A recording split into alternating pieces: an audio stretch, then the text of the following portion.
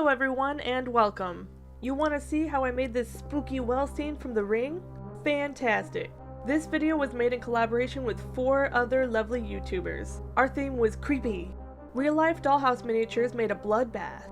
Blue and Wonderwood made the Babadook. Daniela Mini made bloody eyeballs. And Everything Fimo made a tiny graveyard. Check out their video to see if their style meshes with yours. Links to all their channels and videos will be in the description. Samara is supposed to be a 12-year-old girl, so I came up with dimensions that fit her age. The well measurements were total guesses, and here's the head size, shoulder width, and arm length I came up with. For this project, I bought miniature rocks from Amazon, and they were the perfect size. The rocks I find locally are either too small, too big, or expensive landscaping rocks that come in 50-pound bags. I used this plastic box to make a mold for the well. Curve the plastic and tape it securely to itself. Put everything together and glue to a base. I mixed the rocks in with E6000 adhesive and placed them as compactly as possible into the mold. It looks messy, but once the glue is mostly dry, the plastic lining should pop right off if the rocks were coated enough to stick to each other. I added smaller rocks to cover up gaps the bigger rocks didn't. I let everything glue overnight while the well was confined to my circle template. I used 20 gauge metal wire I bought at a craft store to make Samara's inner frame.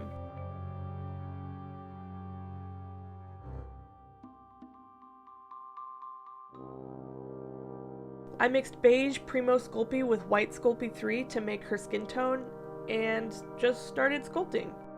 This was my first time sculpting anything this intricate, and you can tell I got better even within the hour I started this part of the project. The only part that was truly sculpted was her entire left arm. Her right shoulder and head didn't need to be perfect since they would be completely hidden by her hair. My art style when I draw is very muscle-based, so maybe I had an advantage? I'm not sure. If you want to see some of my old drawings in a later video, let it be known.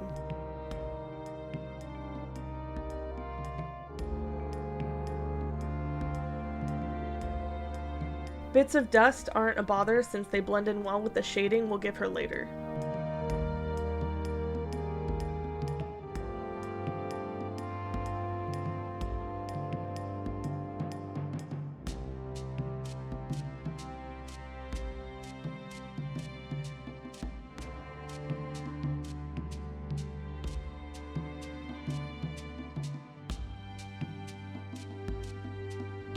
The ring has a blue overtone, so I mixed black, blue, and brown to achieve that look.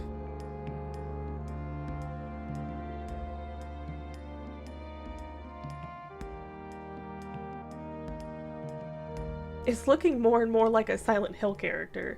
Perhaps next Halloween I'll do something with those games. For her hair, I got inspiration from many different doll repainters like Doll Lightful, Mosekito, and Hexgen. If you want to understand more of the yarn to doll hair process, you should indulge on some of their videos about it. I've always wanted to try this yarn technique, and it worked out way better than I thought it would.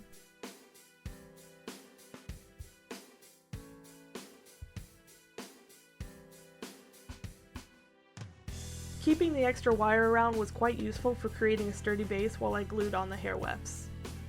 Paint the head black so the hair looks fuller. I want to use as few wefts as possible since 1/24 scale is so small. The wefts are placed from front to back since her iconic look is her hair completely blocking her face. This is when I decided to glue her in place inside the well. This made it much easier to cut her hair.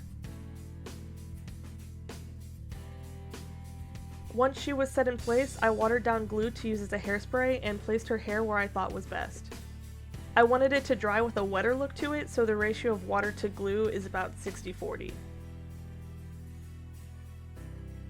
Darken the inside of the well so not much light can enter the smaller crevices. Water down the same blue, black, and brown mixture to coat the outside of the well as well. Mine was a little too light and gray, so her hand wasn't contrasting like I wanted it to. Doesn't that look much better? Set the completed Samara aside to dry and work on the VHS tape and VCR player. Since the slot is open, make a top and bottom that will be baked together.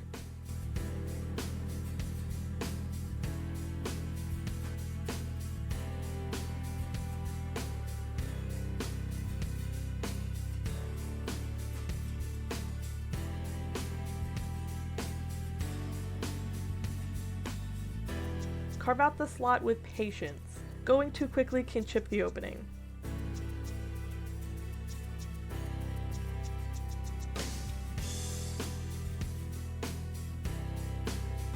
The slot doesn't fit the whole tape, so it can be pulled out without getting stuck.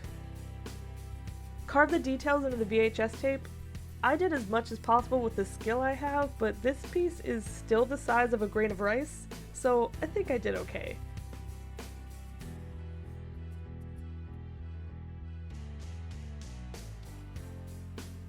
I used liquid Sculpey to attach the top and bottom pieces.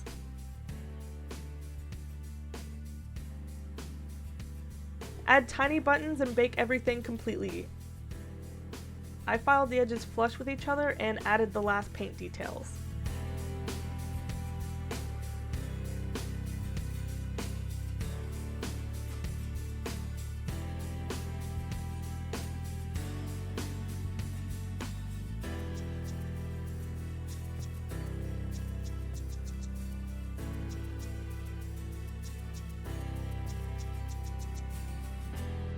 I finished these pieces with a coat of polyacrylic semi-gloss, set it to cure, and it's done! Thank you so much for watching this tutorial. Please check out any or all of the other YouTubers for this collaboration. Everyone did an amazing job making this Halloween creepy, yet inviting. You can follow me on Instagram for updates on my next video before it comes out. Goodbye!